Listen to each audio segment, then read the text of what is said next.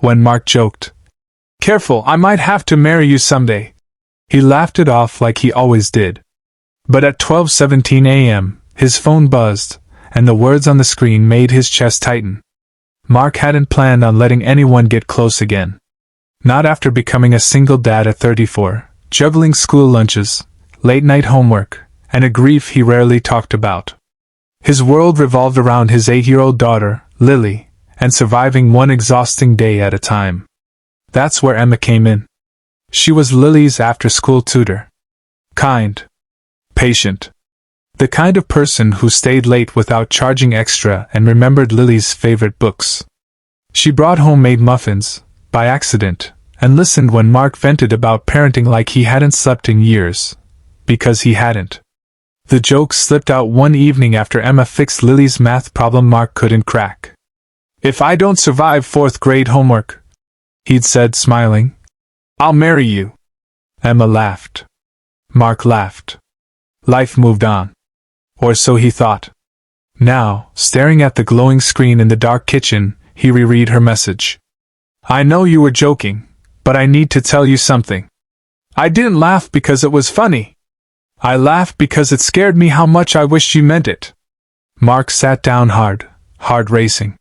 He thought of Emma staying late. Of how Lily had started asking, "Is Emma coming today?" even on weekends. He'd been so busy surviving that he hadn't noticed someone quietly choosing them, again and again. And for the first time in years, Mark realized, kindness, when it's real, can change everything. Mark stared at the message for a long time, his phone growing warm in his hand. He typed a response. Deleted it. Typed again. Deleted that too. He wasn't afraid of Emma. He was afraid of hope. For years, he'd built his life like a house with no spare rooms, everything tightly packed, no space for anyone else. Mark barely slept that night. Every time he closed his eyes, Emma's words replayed in his head, not dramatic, not demanding, just honest. That scared him more than anything. By morning, Lily was already dressed, backpack slung crookedly over one shoulder. "Is Emma coming today?" she asked, trying to sound casual. Mark paused. "Yeah. After school." Lily smiled. A real one. The kind that made his chest ache. All day, Mark replayed moments he'd brushed off before. Emma kneeling to Lily's eye level instead of talking over her. The way she never rushed out, even when it was late. How she'd once quietly paid for Lily's school book when Mark's card declined, then pretended it was a mistake. This wasn't coincidence. This was care. That afternoon, Emma arrived as usual. Same soft smile. Same calm presence.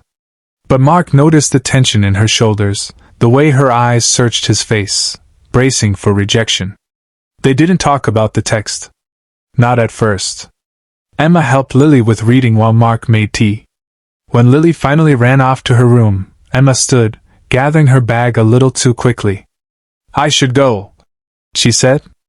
Mark surprised himself by speaking before fear could stop him. "Emma, thank you. For everything you do. For Lily. For me." She looked down. "I never meant to make things complicated." "You didn't," he said gently. "I did.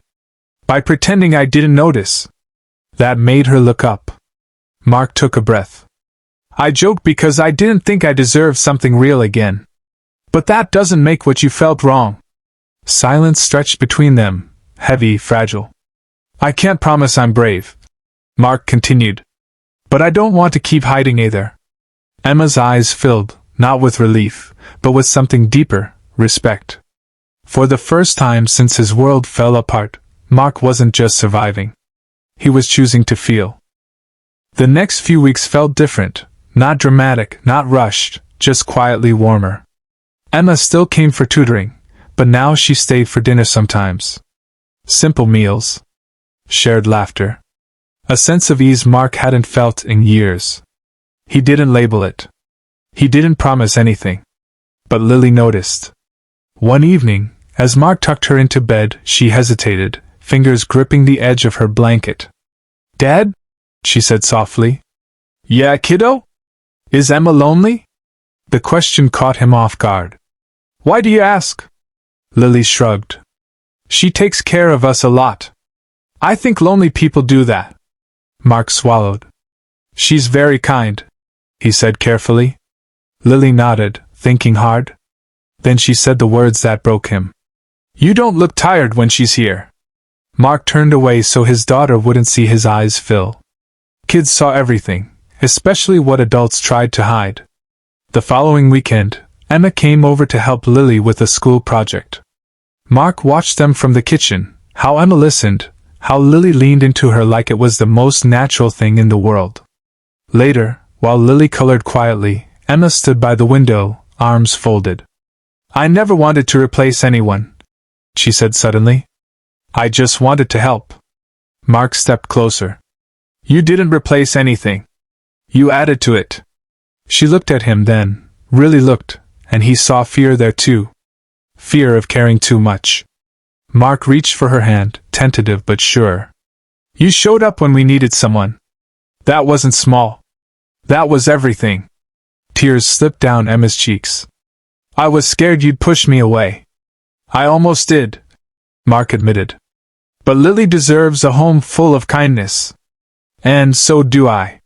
From the couch, Lily glanced up and smiled, like she already knew.